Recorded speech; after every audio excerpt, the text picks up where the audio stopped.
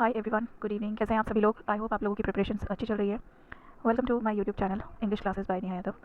आज हम यहाँ पर लेकर आए हैं कुछ इंपॉर्टेंट क्वेश्चंस जो कि आपके उत्तराखंड लेक्चरर एग्जाम्स के पर्सपेक्टिव से इंपॉर्टेंट है। ये जो क्वेश्चंस हैं, ये जो आपका अपकमिंग एग्जाम है 2026 में 26 जुलाई को होने वाला है, इसमें भी जो है इंपॉर्टेंट है। इसमें जो राइटर्स सिलेबस में कवर हुए हैं उनसे रिलेटेड कुछ क्वेश्चंस यहाँ पर दिए गए हैं। तो सारे क्वेश्चंस को अच्छे से समझने के लिए वीडियो को एंड तक ज़रूर देखिएगा, और अगर वीडियो अच्छी लगे तो प्लीज़ चैनल को लाइक, शेयर एंड सब्सक्राइब ज़रूर करिएगा, ताकि आने वाली वीडियोज़ जो है उसकी अपडेट्स भी आपको मिलती रहें। तो चलिए without wasting our time, let's start the questions. तो हमारा पहला क्वेश्चन है यहाँ पर, which is the first volume of poetry of Kamala Das. Kamala Das की फर्स्ट वॉल्यूम ऑफ पोइट्री का टाइटल क्या है, मतलब इसका इनकी जो फर्स्ट वॉल्यूम ऑफ पोइट्री थी वो क्या थी। So the answer is, if you know the answer please write down the answer in comment box. तो इनका जो फर्स्ट वॉल्यूम आया था पोइट्री का वो था summer in Calcutta. Summer in Calcutta, this was the first volume of poetry written by Kamla Das. Now the next question we have is, which poem of Sarojini Naidu deals with the three stages of man's life? तो सरोजिनी नायडू ने एक poem लिखी थी जिसका title था Indian weavers. Indian weavers. तो यहाँ पर इंडियन वेवर्स जो इन्होंने पोएम लिखी थी, इसमें इन्होंने मैन की जो थ्री स्टेजेस होती हैं लाइफ की, उसके बारे में डिस्कस किया है। उसके बाद नेक्स्ट है हमारा question, the poem Chicago Zen. Chicago Zen was written by, Chicago Zen किसने लिखी थी? तो शिकागो जेन जो है वो लिखी थी आपकी ए.के. रामानुजन ने। ए.के. रामानुजन। ए.के. रामानुजन जो है हमारे एक इंडियन इंग्लिश राइटर हैं, ही इज़ अ पोइट। इन्होंने एक पोएम लिखी जिसका टाइटल था शिकागो जेन। अगर आप लोगों को आंसर मालूम है तो प्लीज़ अपने आंसर्स कमेंट बॉक्स में ज़रूर लिखिएगा, और अगर आप इसकी डिटेल वीडियो चाहते हैं तो प्लीज़ कमेंट करिए, ताकि हम आने वाले टाइम में और एक्सपैंडेड वीडियोस बना सकें। और किसी को भी इसमें से किसी भी टॉपिक के लेक्चर्स वगैरह अगर रिकॉर्डेड चाहिए होंगे तो वो भी प्लीज़ कमेंट बॉक्स में ज़रूर लिखिएगा, ताकि हम अपनी वीडियोज़ को और ज़्यादा इंप्रूव कर सकें। और अगर वीडियो पसंद आए तो प्लीज़ चैनल को लाइक, शेयर एंड सब्सक्राइब ज़रूर कीजिएगा। Now the next question we have is, Gandhi ji was influenced by John Ruskin. Gandhi ji John Ruskin की कौन सी बुक से बहुत ज़्यादा इन्फ्लुएंस है, जिसका उन्होंने गुजराती ट्रांसलेशन भी किया है। So the title of John Ruskin's book was unto the last. Unto the Last. This was the book written by John Ruskin, and Gandhiji was very much influenced by that book, so he translated the book in Gujarati. Now the next question we have is, the English version of Kamla Das autobiography was published in the year. कमला दास की जो autobiography थी एंते कथा, ये इन्होंने मलयालम में लिखी थी, but इसका जो इंग्लिश वर्जन है इस माई स्टोरी के नाम से है। ये वर्जन कब पब्लिश हुआ था? So the version was published in the year 1976। 1976 में इस इनकी जो माई स्टोरी थी autobiography, my story, this was published in the year 1976। This is the autobiography of Kamala Das. Now the next poem we have is the poem My Mother at 60 was appeared in the collection. My Mother at 60 was appeared in the collection. कौन से collection में ये poem publish हुई थी? तो सबसे पहले आपको बता दूँ, ये poem है, it was written by Kamla Das, और ये poem publish हुई थी, इनका एक collection आया था Collected Poems के नाम से। Collected Poems, इस नाम से इनका एक collection आया था जो कि 1999 में publish हुआ था। इसमें ये poem इनकी publish हुई थी, My Mother at 60। And the next question we have is the poem The Old Playhouse by Kamla Das is a poem of, जो poem लिखी है इन्होंने कमला दास ने, The Old Playhouse, ये बेसिकली किस चीज़ के बारे में है, किस चीज़ से डील करती है? So the poem deals with disillusionment of marriage, जैसे कि हमने इसमें पढ़ा है कि जो कमला दास हैं उनकी लाइफ में जो मैरिज थी, जो लव रिलेशन था, वो कम्प्लीटली नहीं था, फुलफिल्ड नहीं था, तो she was not happy with her marriage. That's why disillusionment of marriage, एक भ्रम होता है मैरिज में, वो उससे रिलेटेड है ये, कि ये मैरिज बहुत अच्छी होती है, बहुत ज़्यादा लव होता है उसमें, केयर होती है। सो ये सब उनमें नहीं था, क्योंकि इनके जो हस्बैंड थे he was 15 years elder than her. और साथ ही साथ इसमें इन्होंने बताया है loss of individuals identity. Loss of individuals identity,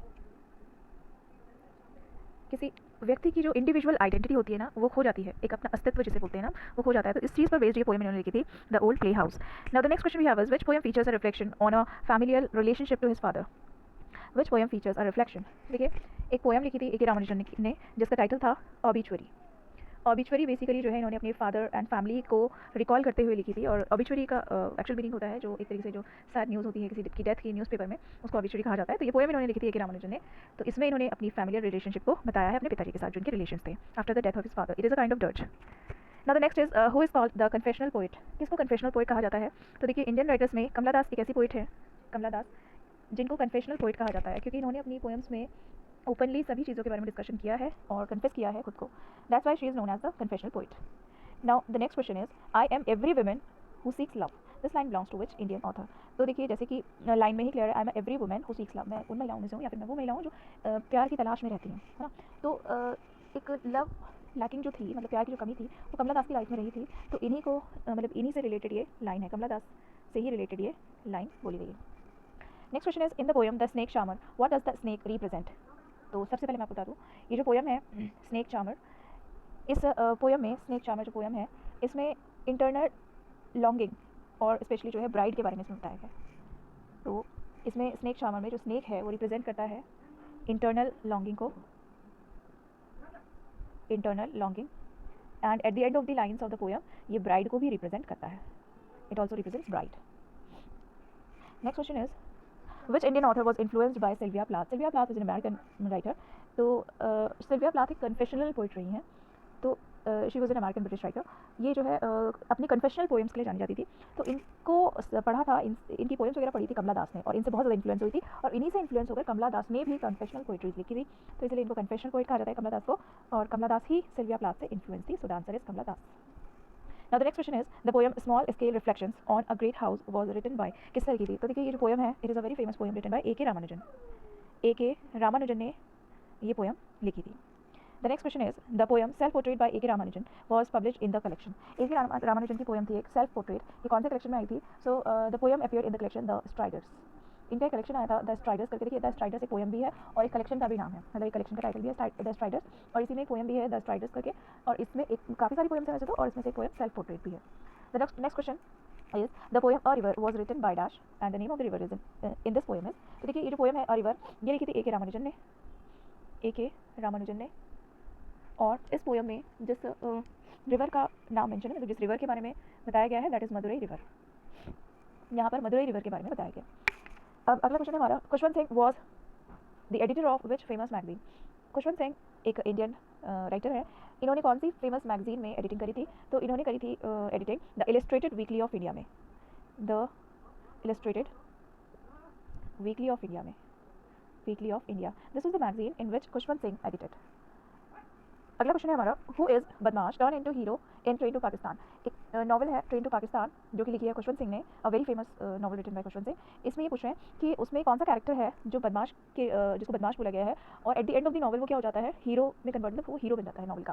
तो इसमें ये कैरेक्टर था जिसका नाम था जुगुत सिंह, जुगुत सिंह, और इसको कहा जाता है शॉर्ट में जुग्गा उर्फ जुग्गा, ठीक है, जुगुत सिंह उर्फ जुग्गा। तो ये कैरेक्टर था जो कि स्टार्टिंग में तो इनिशियल जब हम पढ़ेंगे तो नॉवल में इसको बदमाश टाइप कैरेक्टर दिखाया गया है, but he turns into hero in train to Pakistan. अगला क्वेश्चन है हमारा, in which year did Gandhi ji first use satyagraha in South Africa. Gandhi ji ने पहली बार सत्याग्रह को साउथ अफ्रीका में कौन से ईयर में यूज़ किया था। So the right answer we have is 1906। 1906 में गांधी जी ने for the very first time ही used the term Satyagraha in South Africa. Now the next question we have is Kalam passed away while delivering a lecture at APJ Abdul Kalam. He is a renowned author, eminent author, and the 11th president of India from 2002 to 2007. He was delivering the lecture at IIM Shillong, IIM Shillong, Meghalaya. IIM Shillong, Meghalaya. So while delivering the lectures at IIM Shillong, Meghalaya, he fell down due to cardiac attack। इनको जो है cardiac attack आया था और इसकी वजह से गिर गए थे और उसके बाद इनकी डेथ हो गई थी। तो इनका ये जो है लेक्चर्स डिलीवर कर रहे थे एट IIM शिलोंग मेघालय में, ठीक है, वहीं पर इनकी डेथ हो गई थी। And the last question we have is the broken wing 1970 was dedicated to. देखिए the broken wing is a collection of poem as well as this is a poem. तो जो द ब्रोकन विंग है ये सरोजिनी नायडू के द्वारा लिखी गई, it is a very famous poem which was dedicated to Gopal Krishna Gokhale. The poem was dedicated to Gopal Krishna Gokhale. तो सरोजिनी नायडू ने ये जो पोएम थी वो गोपाल कृष्ण गोखले को डेडिकेट करी थी। So the answer we have is the Gopal Krishna Gokhale.